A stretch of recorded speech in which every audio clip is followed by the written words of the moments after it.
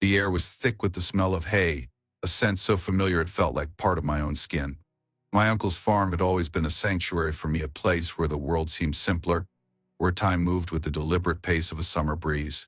I had spent countless afternoons here, helping with chores, wandering through the fields, or simply sitting in the shade of the old oak tree that stood sentinel near the barn.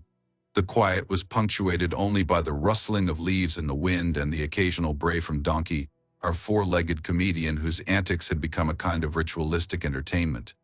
That day was no different, or so I thought. I had come to the farm as usual, expecting nothing more than another tranquil afternoon. But there was something in the air, a faint hum of anticipation I couldn't quite place.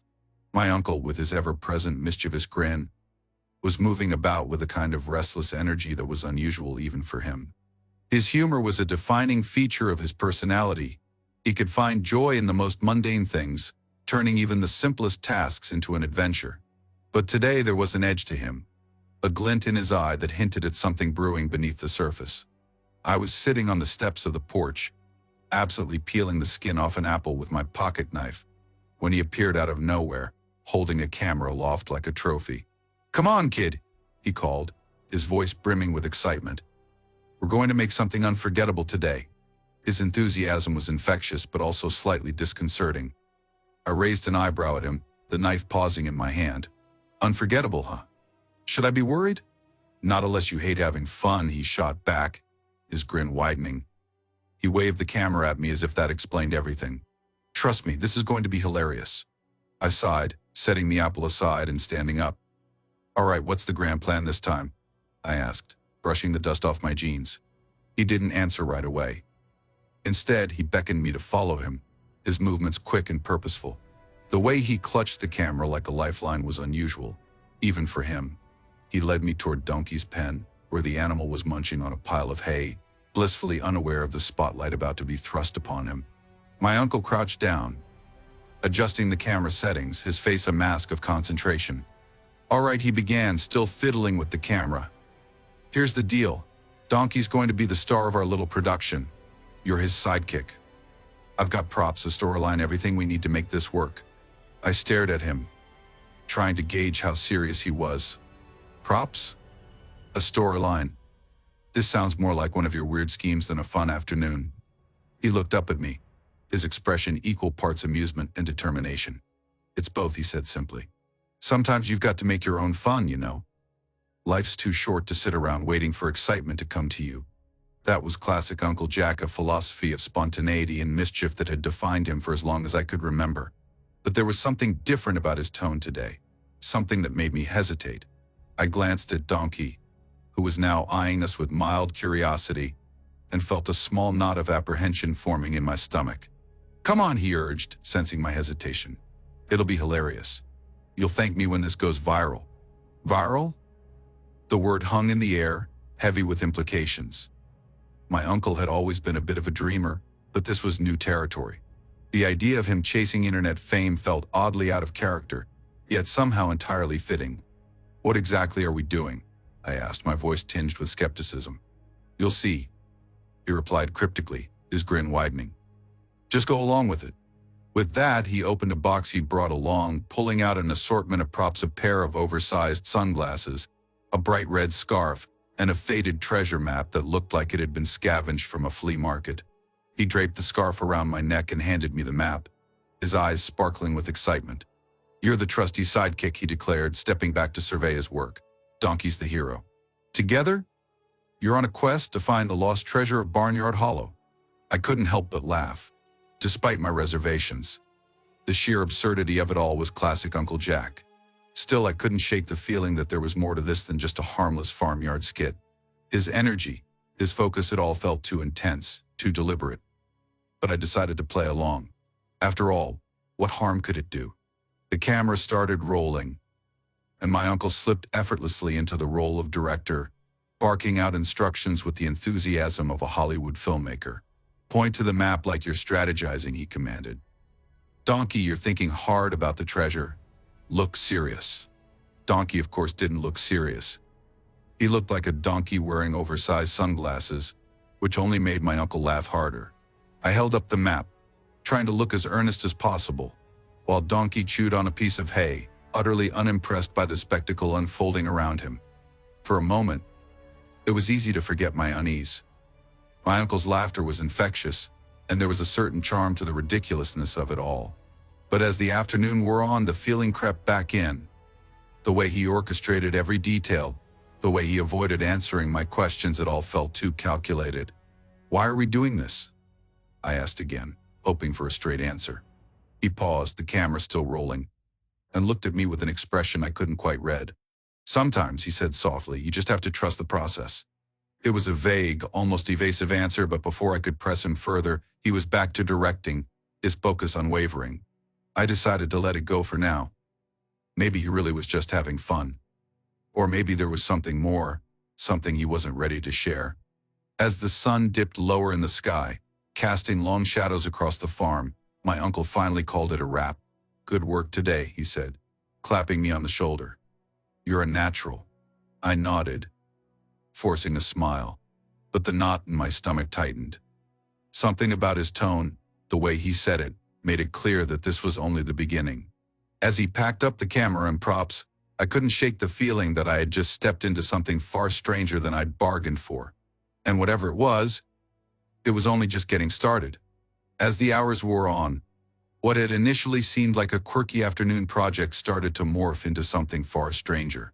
My uncle, usually the embodiment of lightheartedness and improvisation, was becoming uncharacteristically methodical. He moved around the farmyard with a purpose I had never seen before, arranging props and adjusting the angle of the camera with a level of precision that felt almost obsessive. What struck me most was the way he avoided answering my questions about his plans. Each time I tried to probe, whether casually or directly, he would dodge with a joke or a cryptic comment. "You'll see," he said more than once, his grin almost unsettling. "Trust the process."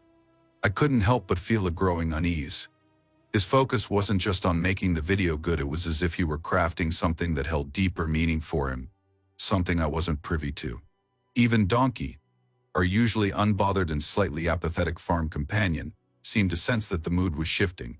He started shifting his weight from one hoof to another, letting out low brays as if in protest. My uncle interpreted this as enthusiasm, clapping his hands and declaring it the perfect moment to capture the spirit of adventure. At first I tried to rationalize the situation. This was just my uncle being my uncle, eccentric, creative, a little over the top. But when he pulled out an entire box of props, things I had never seen on the farm before, I began to wonder just how long he had been planning this.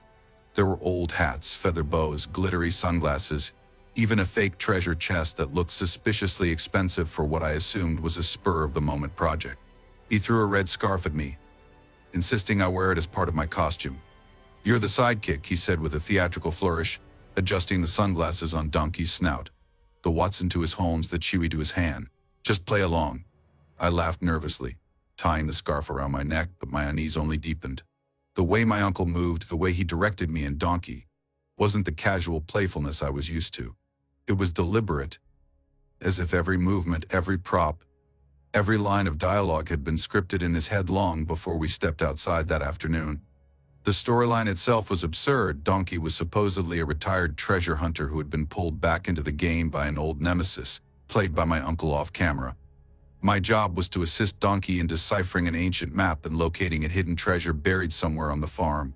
It was silly, harmless fun, or at least that's what I kept telling myself.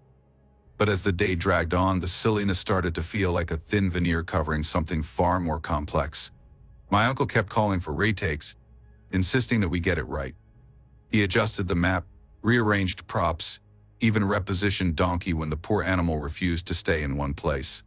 At one point, he handed me a wooden stick wrapped in tin foil, a makeshift sword, and instructed me to look menacingly into the distance. When I hesitated, he barked, "Do it. This is important." The sharpness in his tone startled me. He rarely raised his voice, and when he did, it was always in jest. This time there was no humor in it. "Uncle," I said cautiously, lowering the stick, "what's going on? Why are you taking this so seriously?" He froze for a moment, the camera still rolling, before giving me a strained smile. "Because," he said, his voice softer now, "sometimes you have to take things seriously to make them fun. Trust me, you'll understand later." But I didn't understand, not at all. His explanation only left me more confused. The intensity in his eyes, the almost feverish energy with which he orchestrated every scene, made me feel like I was part of something much larger than I realized. I couldn't shake the feeling that I was being drawn into a story I hadn't agreed to, a story whose ending I couldn't predict. As the sun began to dip lower in the sky, the shadows stretching long across the farmyard, the atmosphere grew even stranger. My uncle seemed to be racing against an invisible clock, his movements becoming more frantic. He muttered to himself as he adjusted the tripod, checked the footage on the camera, and scribbled notes in a small notebook he kept tucked into his shirt pocket. Every so often, he would glance at me with an expression I couldn't quite read, part excitement, part something else, something darker.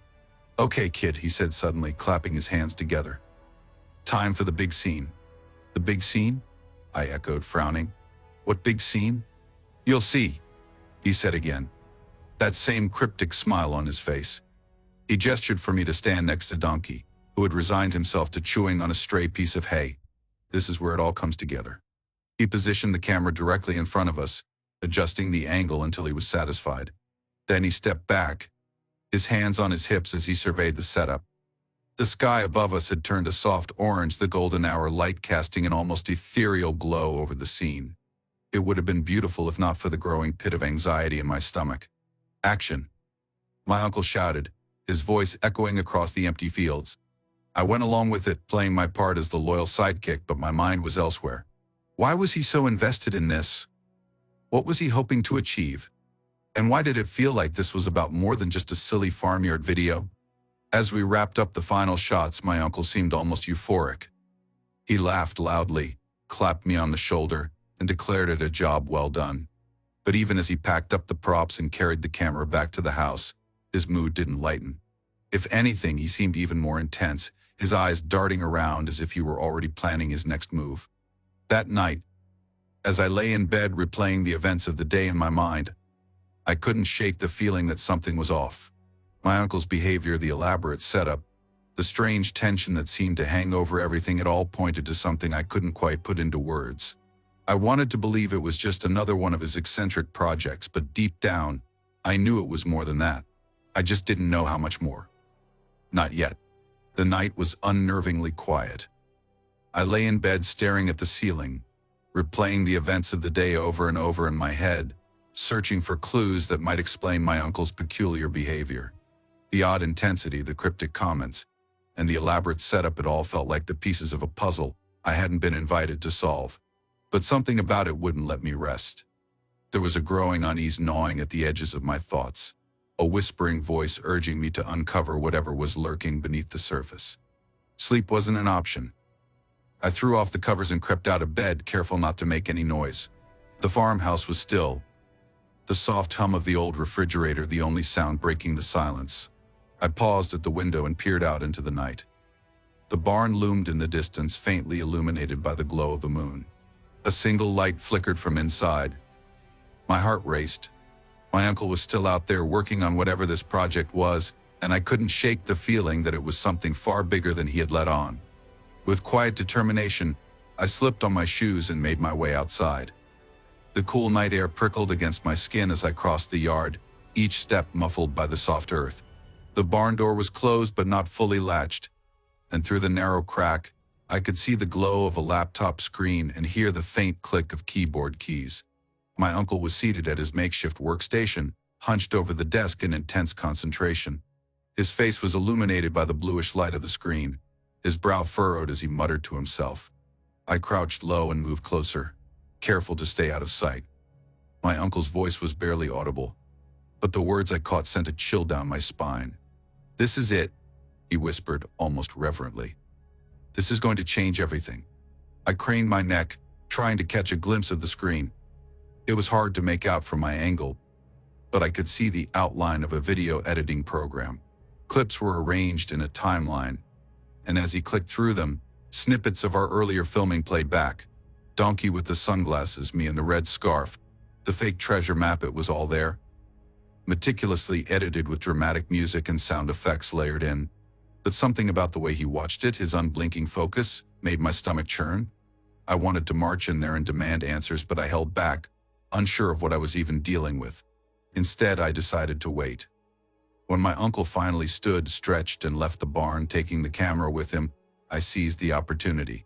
The door creaked slightly as I pushed it open, and I winced at the sound, my heart pounding in my chest. I slipped inside and closed the door behind me, plunging the barn into silence. The laptop was still on, the screen glowing faintly in the dim light. I approached it cautiously, as though it might explode if I got too close. The video editing program was still open, paused on a frame of donkey mid-bray, but what caught my attention was a folder on the desktop labeled Paste 2. My curiosity outweighed my apprehension, and I double-clicked it. The folder opened, revealing a series of files with cryptic names: Donkey's Big Break, The Final Act, and The Reveal. My fingers hovered over the trackpad as I debated which one to open first. Something told me that clicking The Reveal would be the point of no return, so I opted for Donkey's Big Break. The video loaded quickly, and as it played, my unease deepened. The footage was bizarre. It started innocently enough, a montage of Donkey wearing different costumes, while the dramatic music swelled in the background. But as the video went on, the tone shifted. The shots became darker, more stylized, with strange, unsettling cuts that didn't seem to fit the lighthearted premise. There were moments where the camera lingered too long on Donkey's face, the exaggerated expressions and ominous lighting giving him an almost human-like quality. My uncle's voice played over the footage, narrating a story that sounded rehearsed and oddly foreboding. "This is the beginning," he said, his tone laced with anticipation, the spark that will ignite a phenomenon. The video ended abruptly, leaving me staring at the screen, my mind racing. What kind of phenomenon was he talking about? And why did it feel like there was a darker undertone to all of this? I clicked on the next file, The Final Act. This one was shorter, but it was even more unsettling. The video showed a stage being constructed inside the barn, complete with lights, cameras, and props I hadn't seen before. My uncle moved around the set with an almost manic energy, directing unseen helpers and making adjustments to the equipment. There was no sound in this video, just the eerie hum of the barn's fluorescent lights in the background. At one point, he stopped and turned directly to the camera, his expression unreadable. He mouthed something, but without audio, I couldn't make out the words. And then there was the reveal. My hand trembled as I clicked on it, knowing deep down that whatever I was about to see would change everything. The video started with a shaky handheld shot of my uncle standing in the barn, addressing the camera directly. "This is going to be bigger than anything we've ever done," he said, his eyes gleaming with a mix of excitement and something more unsettling. "The world isn't ready for this, but that's exactly why it's going to work." The camera panned to Donkey, who stood motionless in the center of the barn. He was wearing another ridiculous costume, neon fabric and glittery accessories, but the scene wasn't funny. It was staged like a performance, with dramatic lighting and an almost sinister undertone. My uncle stepped into the frame, gesturing toward Donkey like a showman unveiling his masterpiece. "Ladies and gentlemen," he said, his voice taking on an exaggerated theatricality, prepared to witness history. The video cut abruptly, leaving me staring at a blank screen. My pulse was racing, my mind spinning with questions. What was he planning? Why was he so fixated on this? And why did it feel like I was part of something far more dangerous than I realized? I closed the folder and stood there in the darkened barn, my breathing shallow. My uncle wasn't just making a silly video. This was something else entirely, something bigger, something calculated, something that felt wrong on every level. And whatever it was, I was in the middle of it now, whether I liked it or not. The following morning felt like a haze, my mind still reeling from what I'd discovered in the barn the night before. My uncle's cryptic videos, his obsessive focus, the ominous tone of his words, all of it painted a picture I couldn't fully understand, but it was enough to make my stomach churn. I sat at the breakfast table, my appetite non-existent, pushing a piece of toast around my plate. My uncle was seated across from me, uncharacteristically quiet. He sipped his coffee, his gaze distant, as if he were lost in thought or planning something. "Late night?"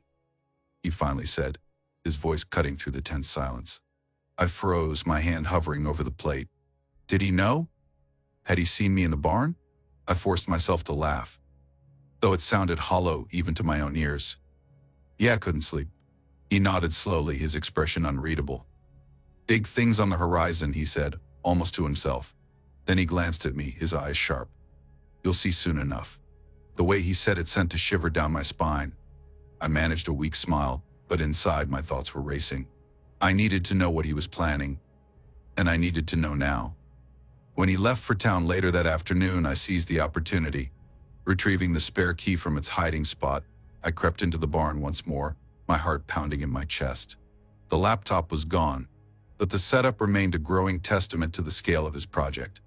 What caught my attention this time was a series of boxes stacked in the corner, each labeled with unfamiliar names: stage lighting, projection equipment, custom costumes. I opened one, revealing an array of strange devices: high-end microphones, cameras, and even what looked like a smoke machine. The sheer scale of it all was overwhelming. This wasn't just a quirky farm project, this was a full-blown production. Before I could delve deeper, I heard the sound of an engine pulling up outside. Panic surged through me. I quickly closed the box and darted behind a stack of hay bales, my breath shallow as I listened. The barn door creaked open, and I heard my uncle's voice, but he wasn't alone. "Everything's coming together," he said, his tone brimming with excitement. "We're almost ready." Another voice responded, low and calm, but with an edge that made my skin crawl. "It better be. We've put too much into this to have it fall apart now." I couldn't see who was speaking, but the weight of their presence was palpable. My uncle chuckled nervously, a sound I wasn't used to hearing from him. "Don't worry.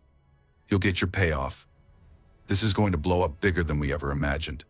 There was a pause, and then the other voice spoke again, this time colder. "It's not just about the payoff. It's about the impact. The spectacle. People need to remember this." I dared a glance around the edge of the hay bales. Standing in the center of the barn was a man I had never seen before. He was tall and imposing, dressed in a sharp suit that looked completely out of place in the rustic setting. His face was obscured by a mask, an unsettling, distorted representation of a donkey's head. The mask gleamed under the barn's dim light, its exaggerated features twisted into a grotesque parody of a smile. My uncle seemed smaller in his presence, fidgeting nervously as the man inspected the setup. "The stage is ready," my uncle said, gesturing toward the area where we'd filmed the day before. "We're just working on the final touches." The man in the mask turned slowly, his movements deliberate. "And the boy?" My breath caught in my throat. My uncle hesitated, glancing toward the barn door as if he were making sure we were alone. "He's on board," he said finally, though his voice lacked conviction. "He doesn't know everything yet, but he'll play his part." The man stepped closer to my uncle, his presence almost predatory. "He'd better. We can't afford any loose ends." I clenched my fists, my mind racing. What part was I supposed to play? What was this all leading to? My uncle, who had always been my source of fun and safety, was now at the center of something dark and unrecognizable. The man in the mask walked toward the stack of boxes, his gloved hands trailing over the labels. "And the reveal?" he asked without looking back. "It's ready," my uncle replied quickly. "We'll do a dry run tonight." The masked man stopped, turning his head slightly as if listening for something. My heart was pounding so loudly I was sure they could hear it. He finally spoke again, his voice low and deliberate. "Good. Make sure it's perfect. This isn't just about us. This is about creating something they'll never forget." With that, he turned and walked out of the barn, his footsteps echoing against the wooden floor. My uncle stood there for a moment, staring at the door, before letting out a shaky breath. He muttered something under his breath, too quiet for me to hear, before gathering a few items and following the man outside. The barn door creaked shut behind them, leaving me alone in the suffocating silence. I waited until I was sure they were gone before emerging from my hiding spot. My legs felt like jelly, and my mind was spinning with questions. Who was that man? What was his role in all of this? And what did he mean about creating something unforgettable? I moved to the stack of boxes, my hands trembling as I opened another one. Inside were more props, masks, costumes, and what looked like a projector. Beneath it was a folder labeled Blueprints. I pulled it out and flipped through the pages, my breath hitching as I realized what I was looking at. It was a detailed plan for a live broadcast, complete with staging diagrams, audience engagement strategies, and even a list of potential sponsors. At the bottom of one page, written in bold letters, were the words "Phase 3, the reveal." I shoved the folder back into the box and stumbled out of the barn, my head spinning. This wasn't just a weird video, or even a viral stunt. This was something much bigger, something calculated and deliberate, with layers of planning that stretched far beyond anything I could have imagined. And I was right in the middle of it. The transformation began subtly at first, almost imperceptibly. Small changes I might have overlooked if I hadn't been on edge. The barn, once a chaotic but comforting space filled with hay bales, farm tools, and the occasional stray cat, began to morph into something alien. It started with the equipment new, sleek, and far too advanced for anything my uncle could have bought on a whim. High-powered lights on stands appeared in the corners, their bulbs humming faintly in the dim air. Cables snaked along the floor, connecting to large, unfamiliar devices I couldn't even begin to name. At first, I thought these were just tools to enhance the video project, another layer of my uncle's odd obsession. But as the changes escalated, it became clear that this wasn't just an elaborate farmyard skit. It was something much larger, more calculated, and far more unnerving. The morning after my encounter with the masked man, I woke to the sound of trucks pulling up to the barn. From my bedroom window, I watched as strangers, men and women dressed in black, their faces stoic, unloaded crates and equipment. They moved with military precision, unloading the trucks and disappearing into the barn with hardly a word exchanged. My uncle directed them, his usual playful demeanor replaced with a grim focus. By mid-afternoon, the barn was unrecognizable. The rustic charm that had always made it feel like a second home was gone, replaced by an industrial coldness. Black curtains now draped over the windows, blocking out the sunlight. The walls were lined with rigging and scaffolding, giving the space an ominous, stage-like atmosphere. A massive platform had been erected in the center, complete with stairs, railings, and a curtain that hung ominously at the back. Cameras were mounted on tripods at strategic angles, their lenses gleaming like unblinking eyes. It wasn't just the barn that had changed, the entire farm seemed to be caught in the transformation. The yard, once lively with the sounds of animals and the soft rustle of the wind through the fields, was now a hive of activity. More strangers arrived throughout the day, carrying additional equipment and barking orders at each other.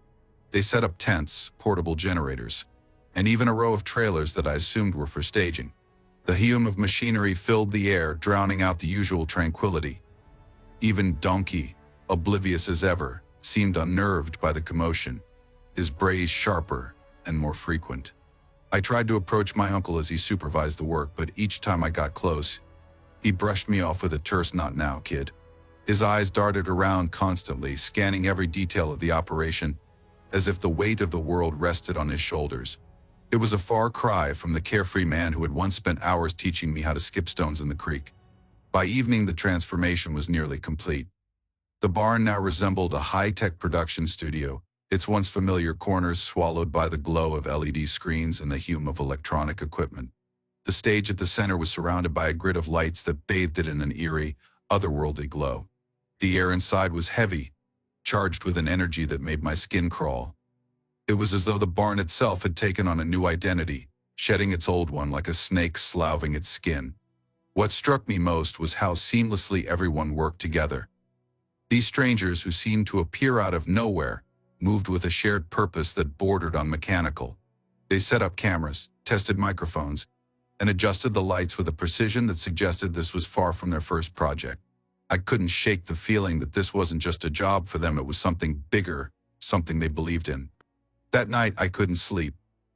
The sounds of the farm had been replaced by the hum of generators and the occasional murmur of voices drifting from the barn. I sat by my window, watching as shadows moved behind the curtained windows of the barn. My mind raced with questions I couldn't answer. Who were these people? What was the purpose of all this? And why had my uncle, my fun, carefree uncle, become the orchestrator of this strange, unsettling operation? Driven by a mix of curiosity and dread, I decided to take another look inside the barn. I waited until the activity outside had died down, the workers retreating to their trailers or disappearing altogether. The barn was dark now, the only light coming from the faint glow of the equipment inside. I slipped out of the house and made my way across the yard, my footsteps muffled by the soft earth. The barn door was slightly ajar, and I pushed it open just enough to slip inside. The air was cool and smelled faintly of oil and machinery. My eyes adjusted to the dim light, and I took in the full scale of the transformation. It was even more unsettling up close. The stage loomed in the center, its polished surface gleaming under the faint glow of the overhead lights. Cameras and monitors were positioned at every angle, creating a sense of surveillance that made my skin crawl.